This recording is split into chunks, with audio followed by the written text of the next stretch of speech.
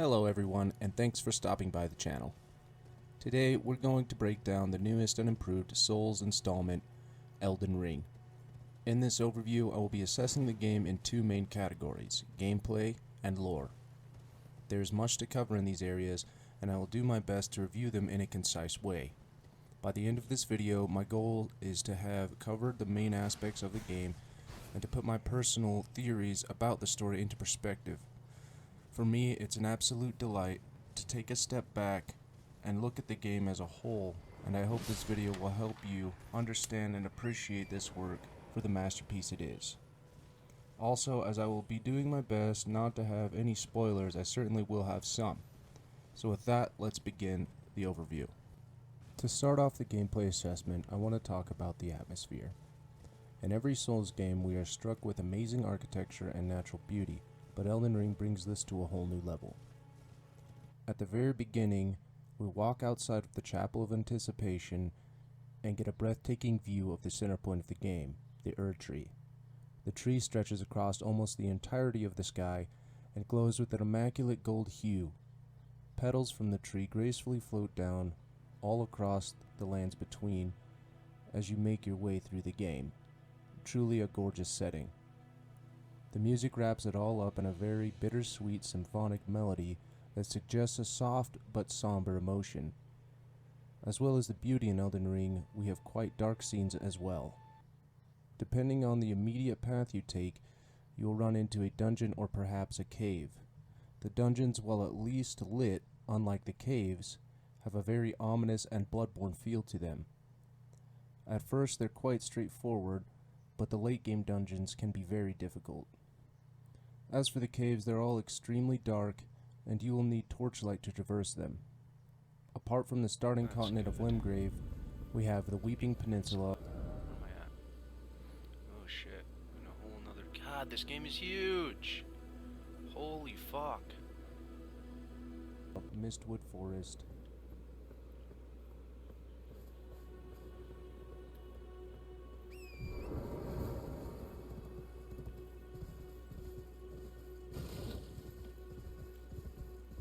Caelid,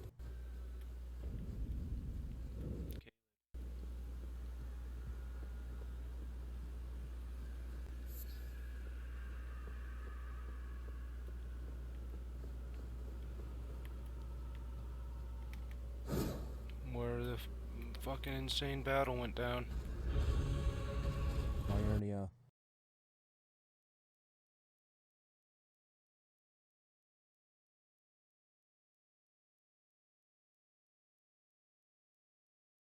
Altus Plateau,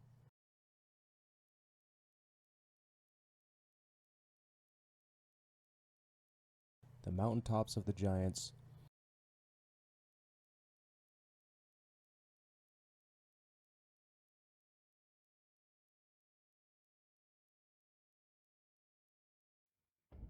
Siofra River,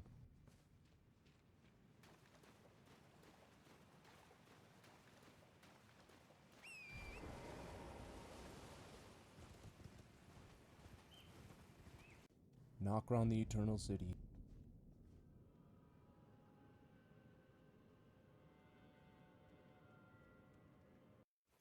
Mogwin's Palace,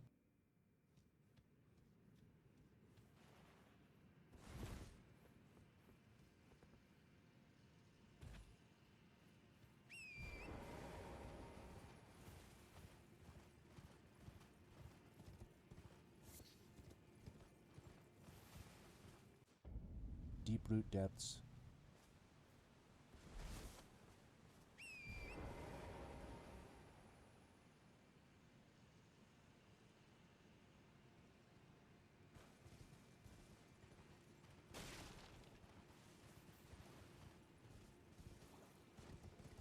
Farum Azula,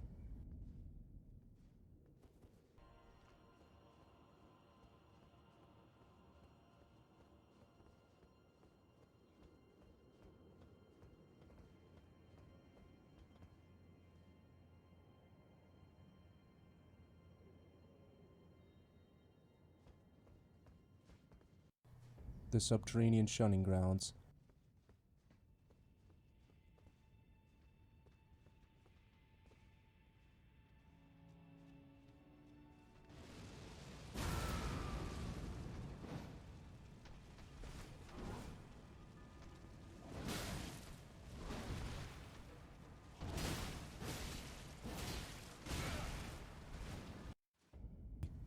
Ainsel River,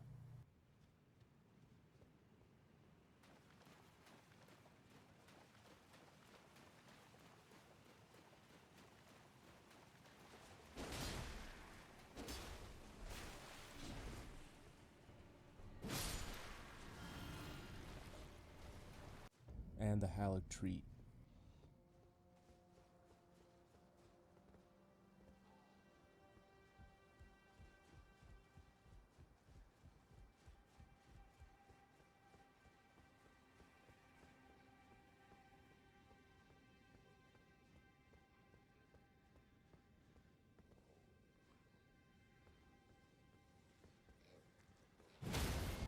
Each of these areas adds to the diversity of scenery as well as collectible plants and varying animals. Of these areas, I'd personally say that Mogwin's Palace, the Subterranean Shunning Grounds, or Caelid would be the most bleak. Alternatively, the most lustrous landscapes are probably Liurnia, the Underground River Sites, or Lendale Capital. Moving on to the combat and mechanics, we must talk about a couple new features. Elden Ring's combat is much like previous Souls titles in the pace and style, however we have a few new mechanics and obviously a whole new selection of equipment. As for the mechanics, we have the guard counter ability, jumping, sneaking, and the Ashes of War. Guard counters can be used immediately after blocking an attack by using the heavy attack button. If timed properly, it can be extremely useful ability.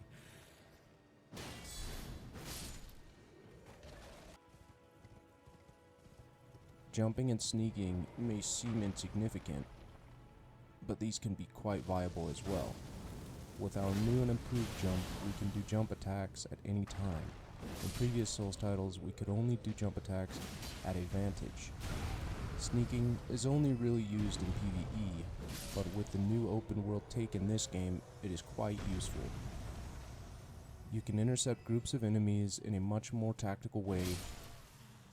As for the Ashes of War, it is extremely impressive.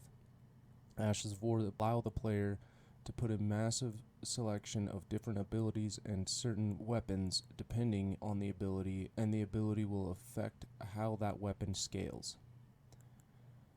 This addition to the game not only adds a ridiculous amount of customization, it makes the combat entirely refreshing.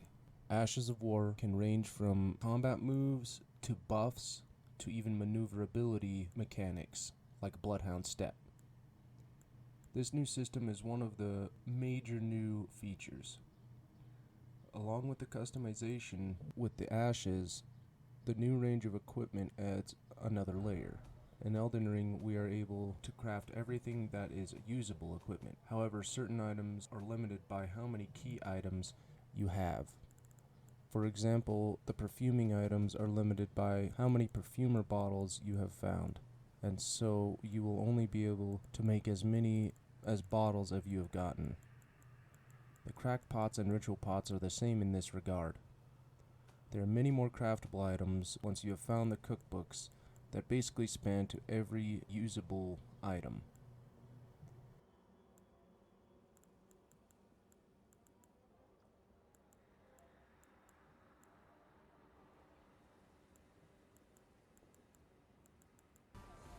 Apart from the equipment you find in certain locations, you can also get NPC equipment through chance drops by defeating them, much like the other Souls titles. The attribute Arcane governs the drop percentages. Uniquely in Elden Ring, we actually get a day and night cycle. You can even selectively change from night to day. Notably, only certain enemies will show up at night. The multiplayer in Elden Ring is like the other titles in that you summon and be invaded in areas that you have yet to kill a boss. As soon as you summon a cooperator, you will be invadable. While co-oping, your use of Torrent is restricted. Torrent can be used quite tactically in combat, and in some instances may be better than co-oping. Torrent is acquired quite early on, and is key to traversing the lands between efficiently. As we progress into Elden Ring, we will run into many more new surprises and challenges. You can expect to see many different runes, trap chests, warp gates, stone sword key areas, hidden areas if you're vigilant enough to find them, rise puzzles, and quest lines. The ruins always have at least a treasure chest, key item, or hidden wall leading to some kind of item. Though there are no mimic chests in this game, thankfully, there are trap chests that will warp you to whole other sides of the map and leave you quite confused.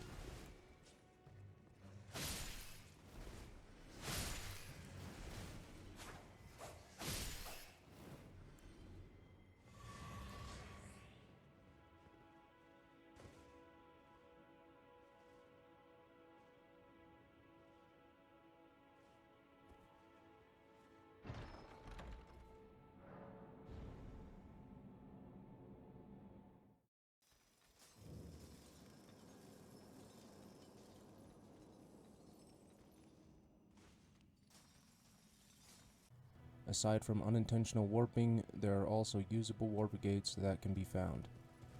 Many of them lead to areas that can take you to places that lead to items that can otherwise not be acquired. In the same aspect, many stone sword key areas are scattered around the lands between with varying select items in them.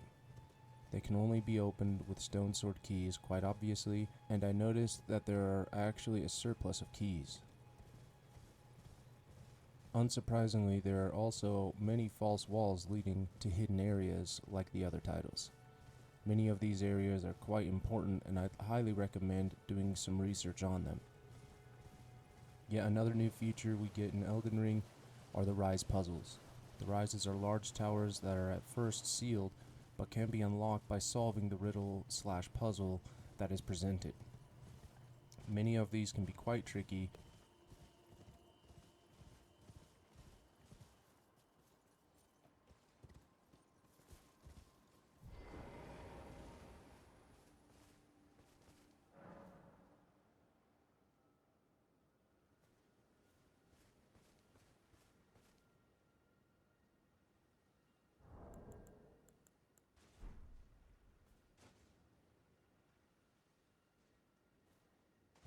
To end off our gameplay assessment, I'd like to touch base on the quest lines. Just like in the other Souls games, the quests are initiated and completed by talking to various NPC characters throughout the game.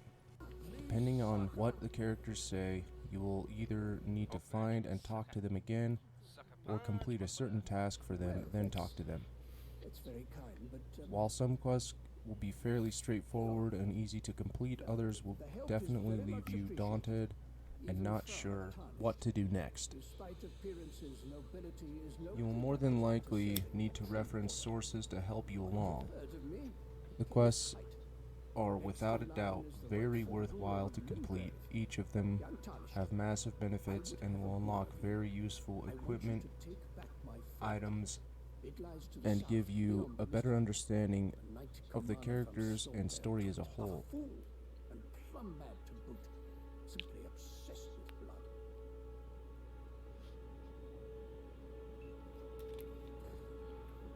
What are you waiting for? My fort lies to the south. Oh, fret not, celebrate. You're a cheeky son of a bitch.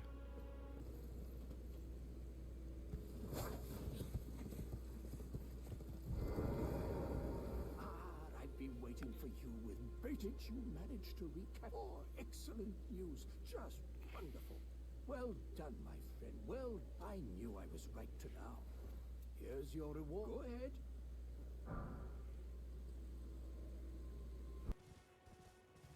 With that, we have concluded our gameplay assessment, and we'll start on discussing the lore. Elden Ring's lore is of course in a realm of its own. However, it does have the same feeling of vagueness and mysteriousness as the other Souls games, and leaves much room for personal interpretation. Much of the story requires that you read various item descriptions to fill in the gaps. One of the things I quickly noticed is that in the ancient times and the lands between, it is said that dragons were some of the oldest beings. This could easily be seen as a connection with Dark Souls, as it also is described to have been a land of deep fog and eternal dragons. It seems in Elden Ring the age of the dragons was brought to its end by the Golden Order, which was ushered into the lands between by what is called an outer god. Very little is known about the outer gods themselves, but we can see that there's some relevance or significance to them influencing the lands between. From what I understand, the Greater Will, one of the outer gods, can only influence the lands by electing Empyreans, which are people or beings that are capable of ascension and able to be a vessel for the Elden Ring. The known Empyreans are Marika, Melania, Miquella, Lunar Princess Ranni, and the Glowmite Queen.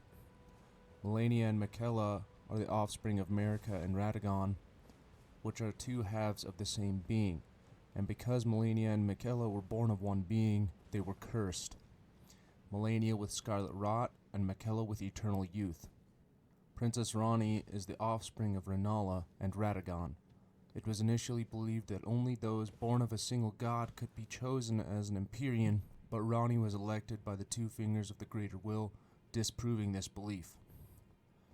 Of the Empyreans, the one we know the least about is the Glowmite Queen. What we do know is that she is the mother of the Godskin Apostles, and she had control of the Rune of Death. The Rune of Death is a fragment of the Elden Ring and is what makes death actuated. I speculate that she used the rune to not only create the Godskin Apostles, but also make all the black flame manifestations. Malekith, the Shadow aka brother of Marika, defeated the Glowmite Queen and sealed the Rune of Death within himself to never be used again.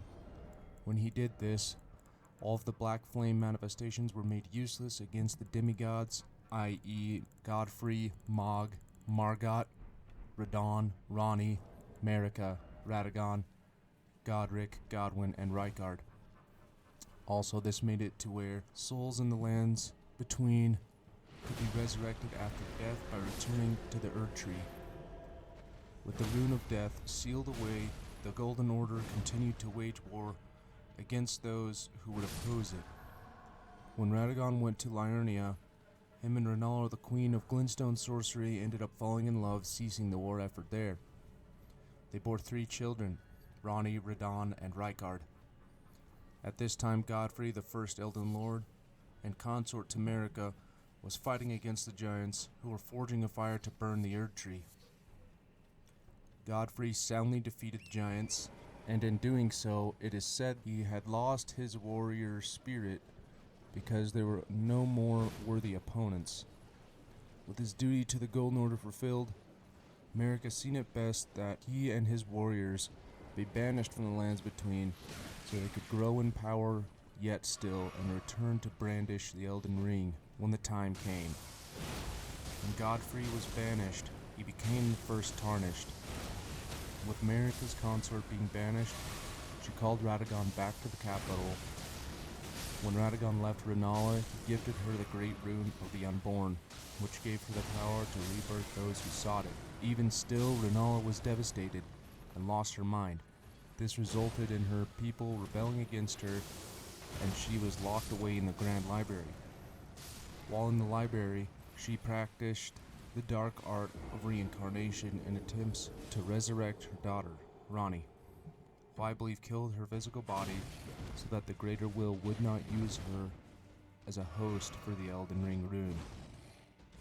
In order for Ranni to be able to die, she orchestrated the Night of the Black Knives, where she stole a fragment of the Rune of Death and imbued it in the Black Knife Assassin's weapons. I speculate that the disdain for the Greater Will and Elden Ring was spurred by Radagon leaving Rennala, or perhaps that Ranni believed more in the power of the god of the full moon and sought to bring its power to fruition. Along with Ranni killing her physical body, Godwyn, the first son of Marika and Godfrey, was assassinated. It is not clear if Ranni ordered his death or not, but I speculate that she may have out of spite for Marika. I think it's also possible that Fia, the Deathbad Companion, could have desired his death so that she could bring those who live in death into being. This was done when Godwin's body was buried in the roots of the Ur tree. This caused an infection in the roots known as death blight and started the forming of death root, which gave rise to those who live in death. Aside from this tragedy, his death also caused America to shatter the Elden Ring, which I believe put the world in a state of timeless perpetuation. When this happened, the children of America, namely Godric, Radon, Margot, Rykard, Mog, and Melania, claimed the fractured pieces. Also, this state of timelessness is just like that of Lord Dran in Dark Souls. From what I speculate, I think the shattering is what brought the Tarnished back to the lands between, and this is where your character comes into the picture. With the basis of the story described, I'd like to touch on one more big point. Though Elden Ring is the latest title, I think it's possible that the other Souls universes actually branch from Elden Ring. When you get to the final boss and initiate Ronnie's ending, she brings about the full dark moon and says she will usher in an age of death and confusion. One cannot help but think this could be the dawn of what came to be Dark Souls. An interesting thought for sure, but if this is true, I wonder how it will further develop. Well, alright guys, there you have it. I could really go on for much longer, but I tried my best to just get the core aspects of everything and minimize spoilers. I hope you learn more about this incredible game and franchise, and I'd love to hear some of your personal theories about what all is happening or may happen as things progress in the story in the comments below. Thank you all who stopped by, and if you enjoyed this content, give me a thumbs up. If not, I'd appreciate your criticism. I plan to release my full first playthrough as well soon, so if you want to see me raging, make sure to ding that bell. The boy Seed is out of here. What? See you guys next time.